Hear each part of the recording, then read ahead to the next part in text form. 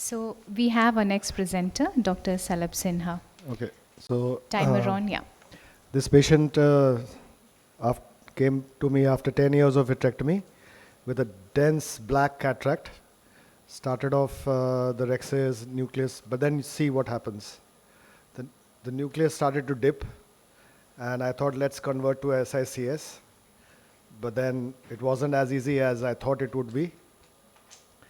Very large nucleus, tried posterior levitation, tried to bring it into the anterior chamber. I thought I did, but then it started sinking in again. Again, going back with the needle and trying to pull it up. Still, one pole refused to come up, and finally it went down. So then I thought I will, take a needle and bring it up. And still, I couldn't bring it up. It was such a large nucleus with, in spite of the pupil being relatively, large. So then I thought that let me try something. So this is what I did, snared the large nucleus, made it into two halves, and you can see how big even that half is.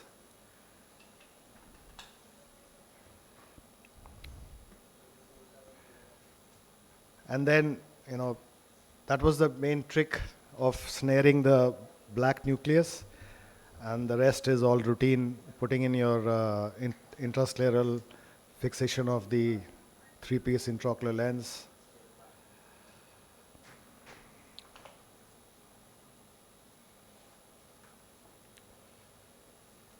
Removed all the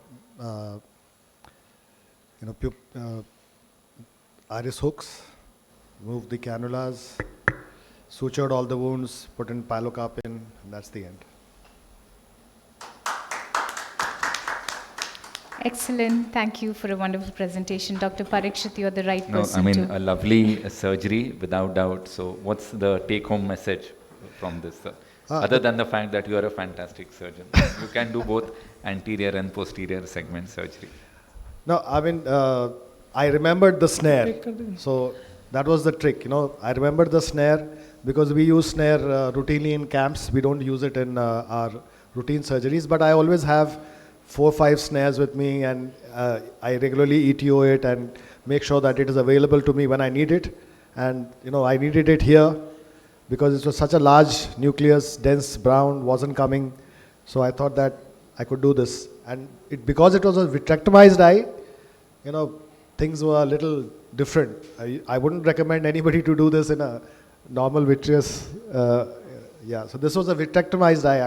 I said in the very beginning, 10 years after vitrectomy, he came with such a black cataract.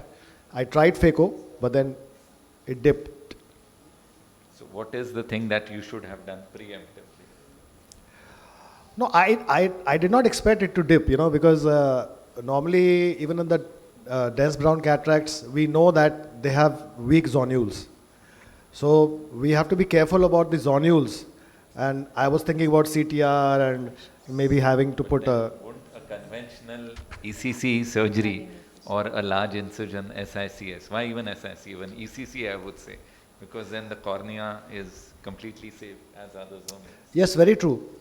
I could have done a SICS in this case as well. But unfortunately in my hands, whenever I've tried to do SICS with very dense brown cataracts, I've had the bag come along with the nucleus. So for me, doing phaco is easier than doing SICS in these dense brown cataracts. I would only say that it's only a vitreoretinal surgeon who can do this kind of case, because whether it's falling behind or taking a snare and bringing it out, taking a needle, I think that it's not for the rest of us, yes, normal mortals out here. The only critique I had is that what are the endothelial cell counts like?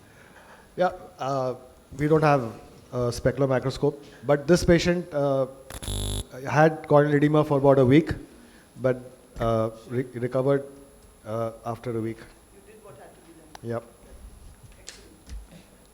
Thank you so much. Vitreoretinal surgeons like the nucleus better when it's posterior. Then they feel they have done something. Otherwise.